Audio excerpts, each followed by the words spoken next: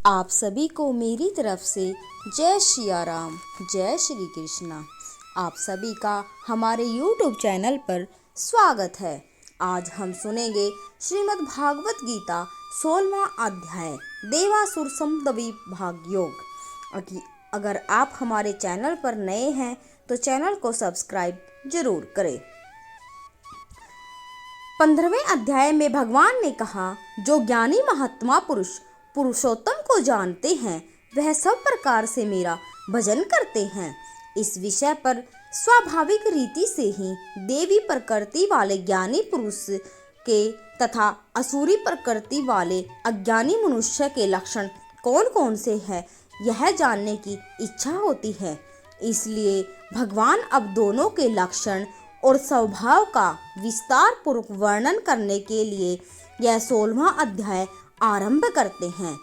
इसमें पहले 3 श्लोकों द्वारा देवी संपत्ति वाले सात्विक पुरुष के स्वाभाविक लक्षणों का विस्तार पूर्वक वर्णन किया है।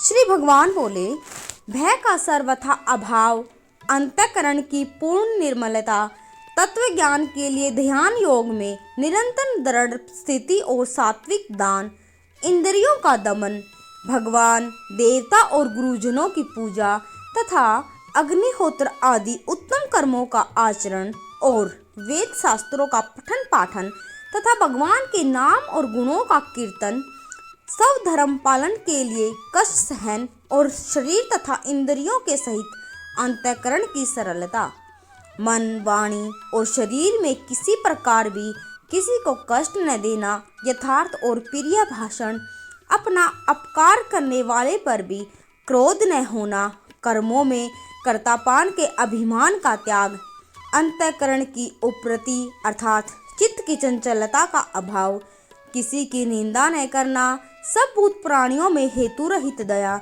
इंद्रियों का विषयों के साथ संयोग होने पर भी उनमें आसक्ति का न होना, कोमलता, लोक और शास्त्र से विरुद्ध आचरण में लज्जा और व्यर्थ चेष्टाओं का अभाव, तेज, क्षमा, धैर्य, बाहर की शुद्धि तथा किसी से भी शत्रु भाव का न होना और अपने में पूज्यता के अभिमान का अभाव, ये सब तो हैं हे अर्जुन देवी संपदा को लेकर उत्पन्न हुए पुरुष के लक्षण हैं।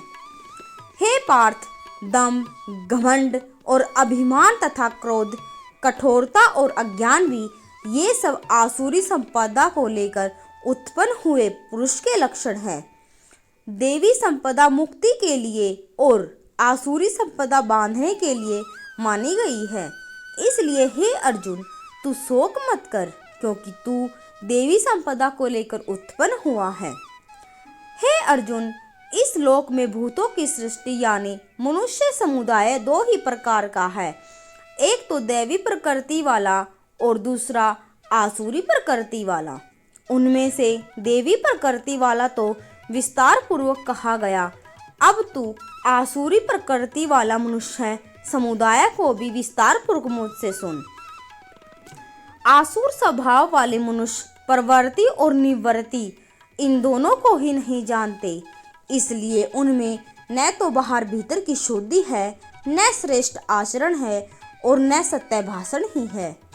वे आसुरी प्रकृति वाले मनुष्य कहा करते हैं कि जगत आश्रय रहित, सर्वथा असत्य और बिना ईश्वर के अपने आप केवल स्त्री पुरुष के संयोग से उत्पन्न है। एतेव केवल काम ही इसका कारण है, इसके सिवा और क्या है। इस मिथ्या ज्ञान को अवलंबन करके जिनका स्वभाव नष्ट हो गया है तथा जिनकी बुद्धि मंद है, वे सब का अपकार करने वाले कुकर्मी मनुष्य केवल जगत के नाश के लिए ही समर्थ होते हैं। वे दंभ, मान और मद से युक्त मनुष्य किसी प्रकार भी पूर्ण न होने वाली कामनाओं का आश्रय लेकर अज्ञान से, मिथ्या से और मिथ्या के सिद्धांतों को ग्रहण करके और भ्रष्ट आचरणों को धारण करके संसार में विचरते हैं तथा वे मृत्यु पर्यंत रहने वाली असंख्य चिंताओं का आश्रय लेने वाले, विषय भोगों के भोगने में तत्पर रहने वाले और इतना ही सुख है इस प्रकार मानने वाले होते हैं।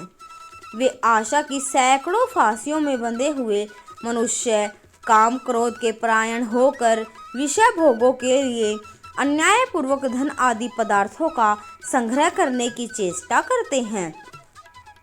वे सोचा करते हैं कि मैंने आज यह प्राप्त कर लिया है और अब इस मनोरथ को प्राप्त कर लूँगा। मेरे पास यह इतना धन है और फिर भी यह हो जाएगा। वह शत्रु मेरे द्वारा मारा गया और उन दूसरे शत्रुओं को भी मैं मार डालूंगा। मैं ईश्वर हूँ, ऐश्वर्य को भोगने वाला हूँ।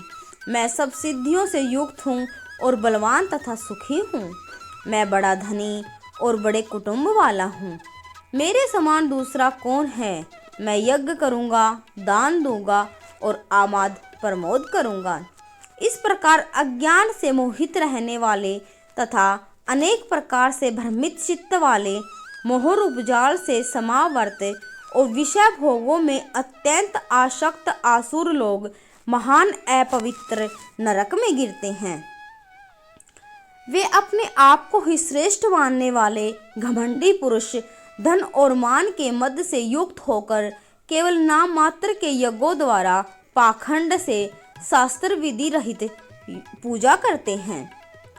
वे अहंकार, बल, घमंड, कामना और क्रोध आदि के परायण और दूसरों की निंदा करने वाले पुरुष अपने और दूसरों के शरीर में स्थित मुझ अंतर्यामी से द्वेष करने वाले होते हैं।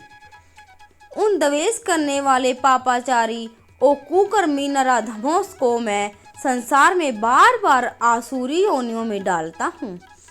हे अर्जुन, वे मूढ़ मुझको न प्राप्त होकर ही जन्म जन्म में आसुरी योनि को प्राप्त होते हैं, फिर उससे भी अति नीच गति को प्राप्त होते हैं, अर्थात घोर नरकों में पड़ते हैं।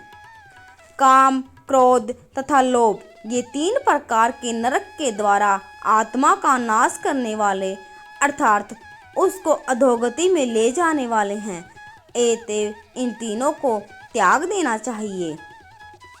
हे अर्जुन, इन तीनों नरक के द्वारों से मुक्त पुरुष अपने कल्याण का आचरण करता है।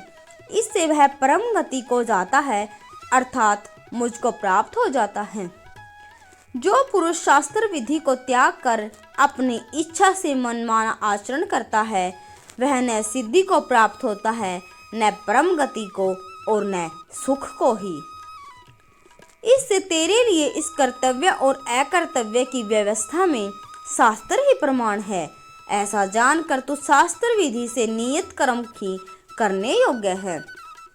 इस प्रकार उपनिषद, ब्रह्म विद्या और योग शास्त्र रूप श्रीमद् भागवत गीता के श्री कृष्ण अर्जुन संवाद में देवासुर संपद विभाग योग नामक 16वां अध्याय संपूर्ण हुआ। श्रीमद् भागवत गीता के और सभी अध्याय सुनने के लिए हमारे चैनल को सब्सक्राइब जरूर करें। धन्यवाद। जय श्री राम, जय श्री कृष्णा।